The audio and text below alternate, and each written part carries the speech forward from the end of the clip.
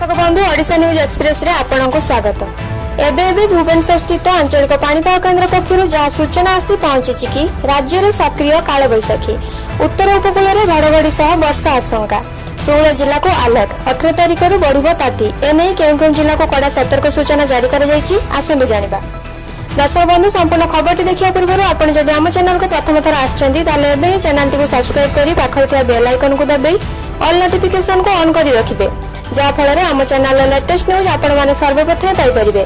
तो चलंतु देरी न करी आज खबर उपरे नजर पकाइबा।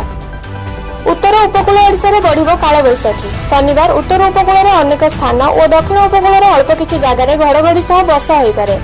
आभ्यंतरीण ओडिशा रे स्थाने स्थाने भी वर्षा संभावना अछि।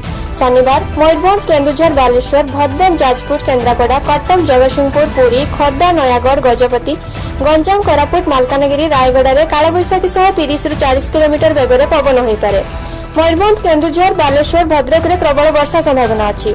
18 तारिख पर्यंत राज्यर विभिन्न स्थान रे काल बैशाखी आशंका नै वार्निंग जारी होईछि। 15 और 16 रे बड़ धरणर काल बैशाखी संभावना कम तथापि किसी जगह वर्षा हेबो। आसंता 4-5 दिन जाए तापमात्रा विशेष परिवर्तन संभावना नहीं। बुधवार नुआपड़ा सर्वाधिक तापमात्रा 42.2 degree Celsius Malkangiri 41.5 degree Balangir 40 degree Sambalpur 39.8 degree Bhubaneswar 38.2 Sundargarh 38.7 Hirakud 38.9 Bhawanipatna 38.8 Sonepur 39.3 Boudh 38.5 Titlagarh 39 degree Celsius थिला। अपराह्न 5:30 सुधा पारादीप 17.4 मिलीमीटर चांदाली 14.2 बारिपदा 10 मिलीमीटर वर्षा होइतिला।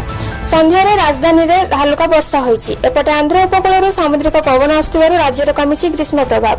दक्षिण पूर्व मध्ये बहुछि पवन। 18 तारिख जाए एभଳି पाग रहिबो। उपकूल अंचल रे 32 रु 36 डिग्री जाए रहिबो तापमात्रा।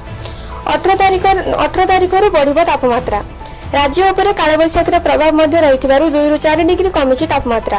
दिन 2टा जाए ग्रीष्म रहिले मध्य काल बैशाखी प्रभाव जोगु विभिन्न स्थान रे वर्षा हेबा सह आकाश मेघाच्छन्न रहुछि। गत 24 घंटा मध्य केन्द्रापड़ा राजनगर रे सर्वाधिक 101 मिलीमीटर वर्षा रेकर्ड होइछि। मयूरभंज केन्दुझर ढेंकानाल मध्य वर्षा होइछि। आसंता काली पई सुंदरगढ़ मयूरभंज जाजपुर बालेश्वर भद्रक अनुगुल ढेंकानाल केन्द्रापड़ा जिला को वर्षा पई येलो वार्निंग जारी करछि आंचलिक पाणीपाग विभाग।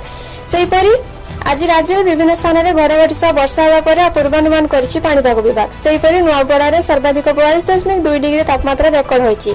तबे पवन प्रभाव और काल बैशाखीर प्रभाव रहुतबा जोगु तापमात्रा रे परिवर्तन होइतिबा सह जलवायु केन्द्र निर्देशक शरद साहू कहिसेंती।